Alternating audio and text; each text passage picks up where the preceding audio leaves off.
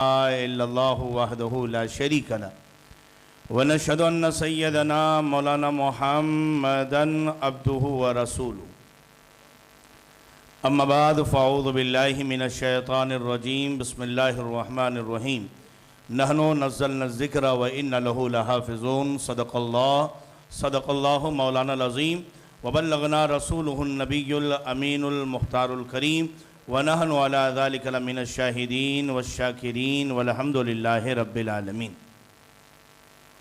یاران وفا جی لگا کر باواز بلند درود پاک پڑھ لیجیے۔ اللہم صلی علی سیدنا مولانا محمد طب القلوب و دوائیہا عافیت الابدان و شفائیہا نور الابصار و ضیائیہا و بارک وسلم صلاۃ و سلام علیکہ یا حبیبی یا سیدی یا رسول اللہ صلی اللہ تعالی علیہ وسلم۔ وقت مجھے اجازت دیتا نہیں اس لیے کہ کافی وقت ہو چکا ہے، لیکن دیوانوں کی بات الگ ہوتی ہے۔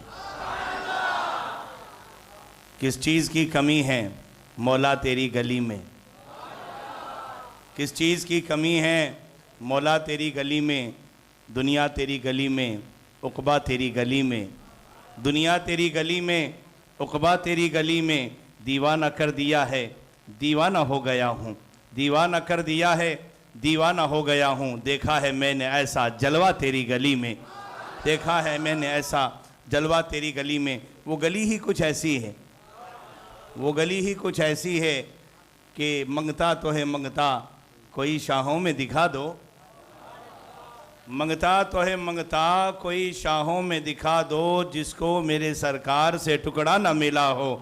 اور ہم سنیوں کا یہ عقیدہ ہے، مانگیں گے مانگے جائیں گے منہ مانگی پائیں گے، مانگیں گے مانگے جائیں گے منہ مانگی پائیں گے، سرکار میں نہ لاہے نہ حاجت اگر کی ہے، منگتا کا ہاتھ اٹھتی ہی داتا کی دین تھی، منگتا کا ہاتھ اٹھتے ہی داتا کی دین تھی، دوری قبول و عرض میں بس ہاتھ بھر کی ہے، دوری قبول و عرض میں بس ہاتھ بھر کی ہے، جس نے میرے سرکار سے مانگا ہے کبھی سرکار نے مایوس نہیں لوٹایا ہے۔ اسی لیے امام عشق و محبت کہتے ہیں، واہ کیا جود و کرم شہ بطحہ تیرا، نہیں سنتا ہی نہیں مانگنے والا تیرا۔ اور آگے ارشاد فرماتے ہیں، کون دیتا ہے دینے کو منہ چاہیے، کون دیتا ہے دینے کو منہ چاہیے، دینے والا ہے سچا ہمارا نبی۔ یہاں ایک جمع غفیر ہے، عالم قرآن، حافظ قرآن، تالی قرآن، یہ سب قرآن سے نسبت رکھنے والے ہیں۔ تڑپ کے کہہ دو نا، ان سب کو تو لقب مل گئے یار، آپ کا کیا ہوگا؟ آپ کو کون سا لقب دوں؟ جو قرآن کو حفظ کر لے، اپنے سینے میں اتار لے، وہ حافظ قرآن ہو جاتا ہے۔ جو قرآن کو اچھی طریقے سے پڑھ لے، صحیح تجوید کے ساتھ پڑھے، ترتیل کے ساتھ پڑھے، وہ قاری قرآن ہو جاتا ہے۔ جو قرآن کو سمجھ لے وہ عالم قرآن ہو جاتا ہے۔ لیکن جو رات کو 2 بجے تک جامع مسجد میں بیٹھ کر کے قرآن کی باتیں سنتے رہے، انہیں عاشق قرآن کہتے ہیں۔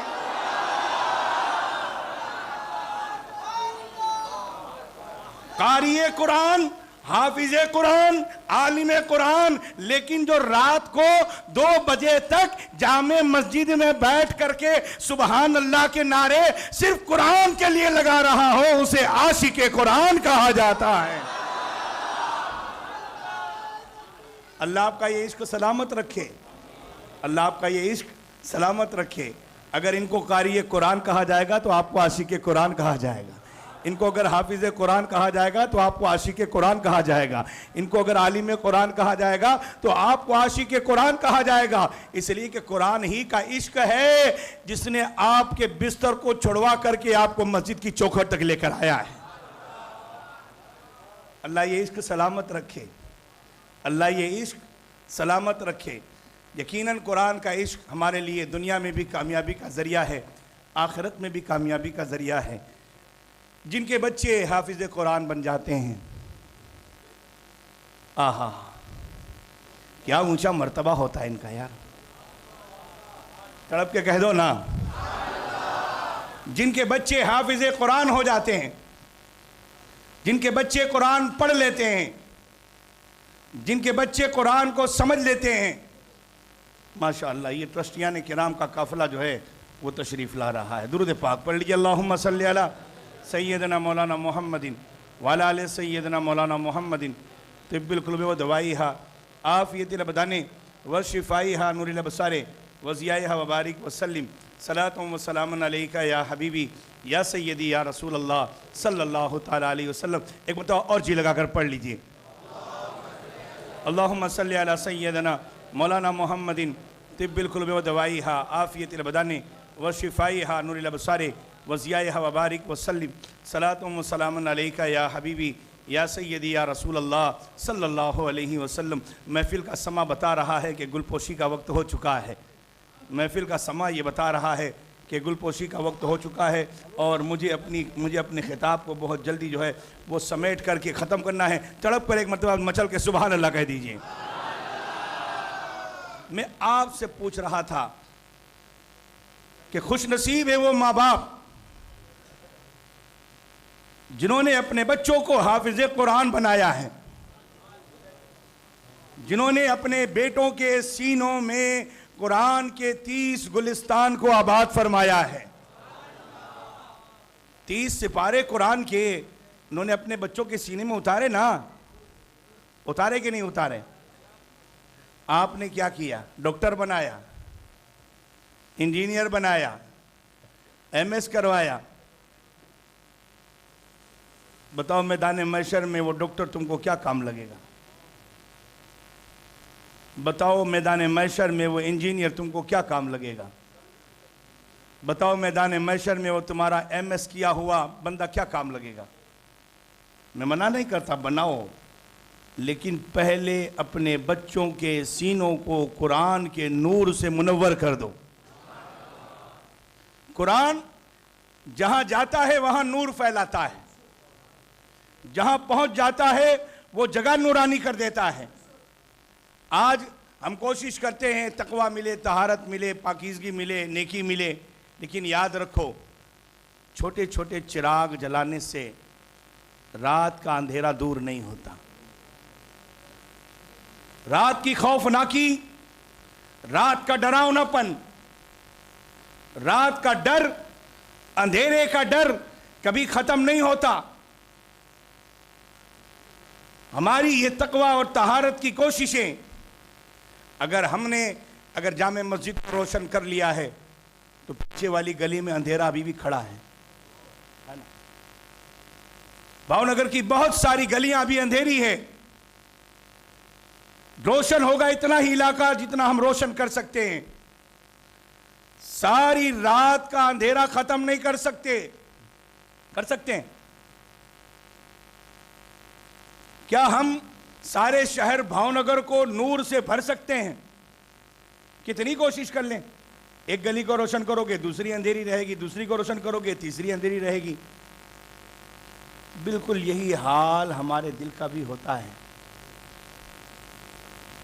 وہ اندھیرے کا ڈر، اندھیرا اپنے ساتھ ڈر لے کر آتا ہے، خوف لے کر آتا ہے، بھیانکتا لے کر آتا ہے۔ وہ اندھیرے کا ڈر کبھی ختم ہونے والا نہیں ہمارے دل سے۔ ہم کوششیں کر رہے ہیں کہ تقویٰ ملے، پرہیزگاری ملے، لیکن اے بھاؤنگر کے غیور سنیوں، مجھے سچی بتاؤ، اگر سارے شہر بھاؤنگر کو روشن کرنا ہو تو کیا ہمارے یہ بلب، یہ کمکمیں، یہ روشنیاں سارے شہر بھاؤنگر کو روشن کر سکتی ہیں؟ آپ کا جواب ہوگا نہیں سید صاحب، سارا شہر بھاؤنگر روشن نہیں ہو سکتا، کوئی نہ کوئی گلی اندھیری ضرور رہ جائے گی۔ میں نے کہا اگر سارا شہر بھاؤنگر روشن کرنا ہو تو کہا صبح کا انتظار کرو، ایک مرتبہ اللہ سورج کو نکال دے گا، بھاؤنگر کی کوئی گلی اندھیری نہیں رہے گی۔ میں نے کہا بلا تمثیل، جس طرح آسمان کا سورج سارے شہر بھاؤنگر کو روشن کر دیتا ہے، ایسے ہی قرآن کا نور ہمارے سارے دل کی گلیوں کو منور کر دیتا ہے۔ قرآن کو دل میں لائیے، قرآن کو دل میں لائیے. اور خوش نصیب ہے وہ ماں باپ جنہوں نے اپنے بچوں کو حافظ قرآن بنا دیا, ان کے سینوں میں قرآن کا نور پیدا کر دیا. ٹھیک ہے, آپ کو نوٹوں کی فکر ہوگی اور آپ جو ہے انجینئر ڈاکٹر بنائیں گے, لیکن یاد رکھو اللہ کے نبی اور ہمارے تمہارے آقا محمد مصطفیٰ روحی فدا صلی اللہ علیہ وسلم ارشاد فرماتے ہیں, میدان محشر میں ان ماں باپ کو بلایا جائے گا جن کے بچوں نے قرآن پڑھا ہے, قرآن سنا ہے, قرآن سمجھا ہے, قرآن کو اپنے سینے میں اتارا ہے, اور اللہ ان ماں باپ کے سروں پر روشن نور کا تاج رکھے گا, ایسا تاج رکھے گا کہ سورج سے بھی زیادہ روشنی والا ہوگا, سورج سے بھی زیادہ روشنی والا ہوگا. میں سوچ کے حیران ہوا, سنیوں کان کھول کے سننا, بیٹے کو حافظ قرآن بنایا, اور حافظ صاحب کی بات تو نہیں کرتا ہوں, ان کی تو شان بڑی اونچی ہو جائے گی نا, جس کے سینے میں قرآن چلا جائے پھر اللہ میدان محشر میں بلائے گا, اے مٹی کے پتلے ادھر آ. تم وہاں نہیں کھڑا رہے گا. کہا مولا کہاں جاؤں گا؟ کہاں جہاں جبریل کھڑا ہے وہاں چلا جا. کہا اے مٹی کے پتلے ادھر آ, تم وہاں نہیں کھڑا رہے گا, جہاں میکائیل کھڑا ہے وہاں چلا جا. کہا مالک وہ تو نور کے, ہم بنے مٹی کے. کہا ٹھیک ہے, لیکن تو نے اپنے سینے میں قرآن کو جگہ دی اور اللہ نے تیرے سینے کو نورانی بنا دیا ہے. اس نور کے صدقے اب تجھے عام انسانوں میں نہیں بلکہ فرشتوں کے ساتھ کھڑا کیا جائے گا میدان محشر میں. تو میں آپ سے یہ پوچھ رہا تھا کہ ذرا غور کر کے بتاؤ کہ جن کے بچے حافظ قرآن بن گئے, آپ کے نہیں بنے نا, تو کب بناؤ گے؟ کب بناؤ گے؟ کیا مرنا نہیں ہے؟ یہاں تو خالی دنیا کی فکر پڑی ہوئی ہے, اللہ نے یہ نہیں دیا, اللہ نے وہ نہیں دیا, اللہ نے وہ نہیں عطا کیا, وہ نہیں عطا کیا. خدا سے رات دن یہی مانگتے, اللہ موٹر دے دے, بنگلہ دے دے, کار دے دے, بیٹا دے دے, بچوں کی شادیاں کروا دے, میرے بیٹے کی شادی ہو جائے, بچیوں کا رشتہ آ جائے. اور کیا مانگتے ہو اللہ سے؟ اور سمجھتے یہی سب کچھ ہے بس. کہا باپو بنگلہ مل جائے اپنا کام ختم ہو, بس یہی مراد ہے, بس اور کچھ نہیں زندگی میں, اور دوسرا کچھ چاہیے نہیں, بس ایک بنگلہ مل جائے. تو میں نے کہا کسی بنگلے والے سے پوچھ لے تو پریشان ہے کہ نہیں.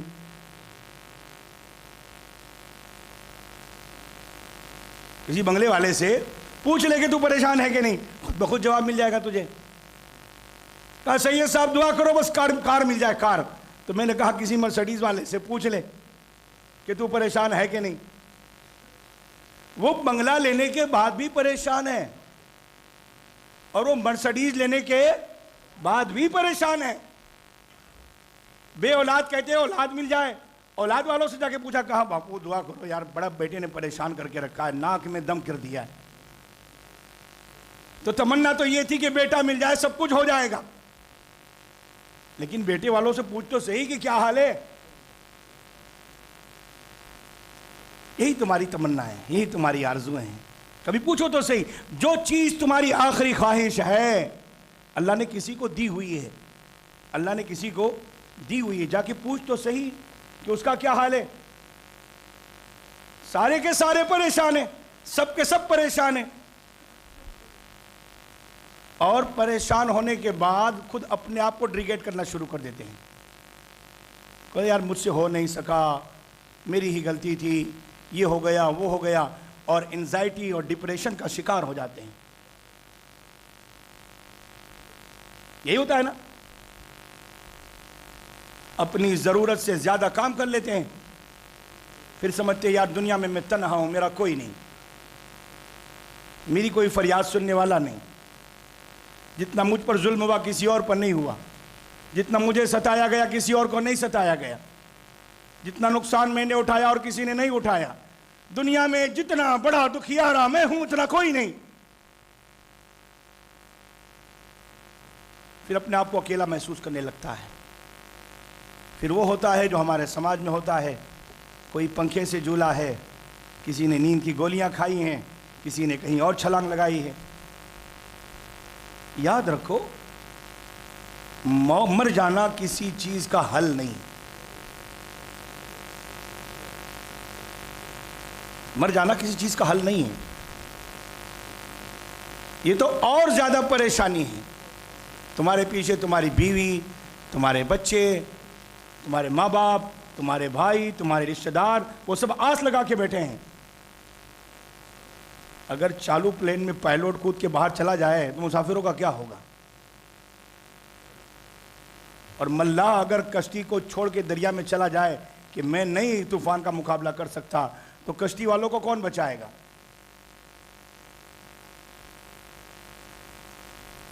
اپنے آپ کو ڈیگریڈ نہ کرو یار، اتنا بوجھ اپنے اوپر نہ لے لو۔ آؤ، اللہ کا قرآن تمہیں کہتا ہے میرے قریب آؤ، میرے قریب آؤ، قرآن کو سینوں میں جگا دو۔ یاد رکھو، ساری دنیا تمہارا ساتھ چھوڑ دے لیکن تیرا خدا کبھی بھی تجھے اکیلا نہیں چھوڑے گا، وہ ہمیشہ تیرے ساتھ ہے، ہمیشہ تیری مدد میں لگا ہوا ہے۔ تھوڑی دیر حالات کے حوالے کیا ہے، مشکلات دی ہے تاکہ لڑنے کی طاقت تیرے اندر پیدا ہو جائے۔ ہمارا چھوٹا بچہ جب چلنا شروع کرتا ہے نا دیوار کو چھوڑ کر کے، تو ماں باپ بیچ گھر میں لا کر کے اس کو چھوڑ دیتے ہیں اور ہاتھ لمبا کر کے کہتے بیٹا آ جا، اور وہ لڑکھڑاتے قدموں کے ساتھ ننھے ننھے پاؤں بڑھاتا ہوا اپنے ماں کی طرف آتا ہے۔ اس کی نظر اپنے قدموں پر نہیں ہوتی ہے، مسلمانوں میں تمہیں بتا رہا ہوں، کان کھول کے سننا، اس کی نظر اپنے قدموں پر نہیں ہوتی ہے، کہاں ہوتی ہے؟ کہاں ہوتی ہے؟ پورا مجمع مل کے بولے نا، ماں کے چہرے پر ہوتی ہے، ماں کی پھیلی ہوئی باہوں پر ہوتی ہے۔ اس بچے کو معلوم ہوتا ہے میرے قدموں میں چلنے کی طاقت نہیں، میرے قدم لڑکھڑا رہے ہیں لیکن سامنے میری ماں کھڑی ہے، باہیں پھیلا کر مجھے گرنے نہیں دے گی۔ اے مسلمانوں، اپنے آپ کو کبھی ڈی گریڈ نہ کرو، اپنے آپ کو کبھی ستایا ہوا نہ سمجھو۔ آج زمانے میں تم چلنے کی جو کوشش کر رہے ہو، رب کی رحمت باہیں کھول کر کہتی ہے میرے بندے اگر تم مسلمان ہے تجھے گرنے نہیں دیا جائے گا، اللہ کی رحمت تجھے ہمیشہ سہارا دیتی رہے گی۔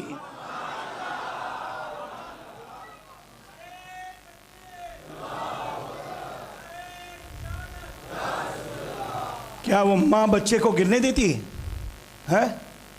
نہیں نا، تو پھر تیرا خدا تجھے کیسے گرنے دے گا؟ تیرا خدا تجھے گرنے نہیں دے گا۔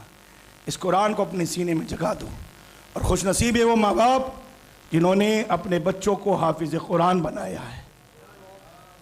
ان کے سروں پر اللہ ایسا نور کا تاج رکھے گا، ایسا نور کا تاج رکھے گا کہ جس کی روشنی چاند اور سورج سے زیادہ ہوگی۔ میں حیران یہ ہوا کہ اگر عام حافظ صاحب اگر ان کو قرآن حفظ ہو جائے، عام حافظ صاحب اگر ان کو قرآن حفظ ہو جائے تو ان کے ماں باپ کو اتنی عزت، مجھے بتاؤ کہ خواجہ کے ماں باپ کو کتنی عزت ملی ہوگی، پھر مجھے بتاؤ کہ غوث کے ماں باپ کو کتنی عزت ملی ہوگی، پھر مجھے بتاؤ امام باقر کے ماں باپ کو کتنی عزت، امام جعفر صادق کے ماں باپ کو کتنی عزت، امام زین العابدین کے ماں باپ کو کتنی عزت، امام حسین کے ماں باپ کو کتنی عزت، علی کے ماں باپ کو کتنی عزت، اور پھر مجھے یہ بھی بتاؤ کہ محمد کے ماں باپ بی بی آمنہ اور عبداللہ کو اللہ کیسا تاج پہنائے گا جب ایک حافظ کے ایک بچہ اپنے سینے میں قرآن کو اتار لیتا ہے، اللہ سورج سے زیادہ منور تاج پہناتا ہے۔ اے آمنہ، تیری جوتیوں پر ہماری جانیں قربان کہ تیرے بیٹے کے سینے پر تو قرآن نازل ہوا ہے۔ تو اپنے بچوں کو ضرور حافظ قرآن بنائیں، ان کا سینہ قرآن سے منور فرمائیں۔ اللہ تبارک و تعالیٰ کہنے سننے سے زیادہ عمل کی توفیق عطا فرمائے۔ وآخر دعوانا الحمدللہ رب العالمین۔ السلام علیکم۔